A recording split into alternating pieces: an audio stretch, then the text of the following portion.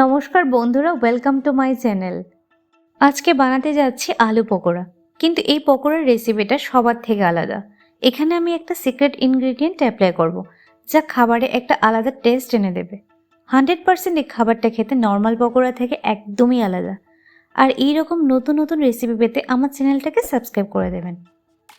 তাহলে শুরু করি আজকের এই রেসিপি। আর হ্যাঁ, অবশ্যই ভিডিওটাকে স্কিপ করবেন না, তাহলে সিক্রেটটা কিন্তু সিক্রেটই থেকে যাবে। এখানে আমি 4টে পেঁয়াজ নিয়েছি। পেঁয়াজটা খোসা ছাড়িয়ে কুচি কুচি করে কেটে নিয়েছি। তারপর 2টা মিডিয়াম সাইজের আলু খোসা ছাড়িয়ে কুচি কুচি করে কেটে নিচ্ছি। আলুটা কাটার পর একটু ভালো করে ধুয়ে নেব, যাতে করে আলুর মধ্যে থাকা স্টার্চটা চলে যায়।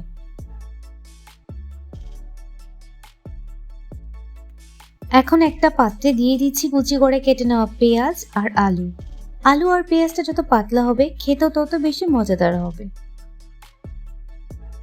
তারপর দিয়ে দিচ্ছি কুচি করে কেটে নেওয়া কাঁচা লঙ্কা, 2 চা চামচ ময়দা, 2 চা চামচ বেসনের গুঁড়ো, 2 চা চামচ কর্নফ্লাওয়ার, হাফ চা চামচ হলুদ গুঁড়ো, হাফ চা চামচ ধনিয়া গুঁড়ো, হাফ চা চামচ জিরে গুঁড়ো, 1 চা চামচ শুকনো লঙ্কার গুঁড়ো, 1.5 চা চামচ আদা রসুন ও পেঁয়াজের পেস্ট। আর এখন দিয়ে দিচ্ছি এই রেসিপিটার সিক্রেট ইনগ্রেডিয়েন্ট, হাফ চা চামচ আজওয়াইন। আর সাথে দিয়ে দিচ্ছি হাফ চা চামচ নুন। এখন সবগুলোকে একসাথে ভালো করে মাখিয়ে নেব।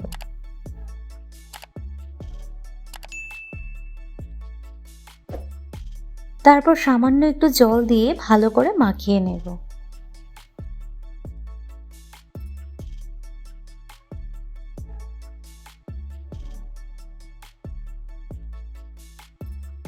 আপনারা দেখতেই পাচ্ছেন সবগুলো কি ভালো করে মাখা হয়ে গেছে। এখন একটা পাত্রে 1 কাপ সাদা তেল দিয়ে একটু গরম করে নিয়েছি।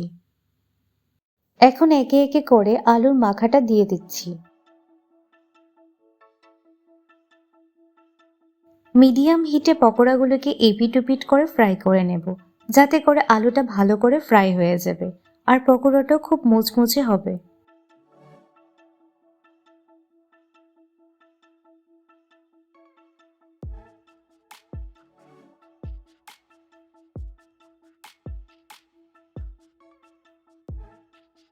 দেখুন কি সুন্দর পকোড়াগুলি ফ্রাই হয়ে গেছে।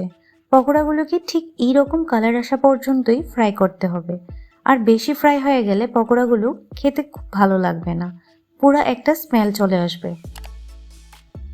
আপনারা অবশ্যই ট্রাই করবেন আর আমাকে কমেন্টে জানাবেন 100% আলাদা টেস্ট হয়েছে কিনা।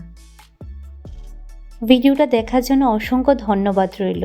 আজকের জন্য এখানেই শেষ করছি, দেখা হবে পরের ভিডিওতে।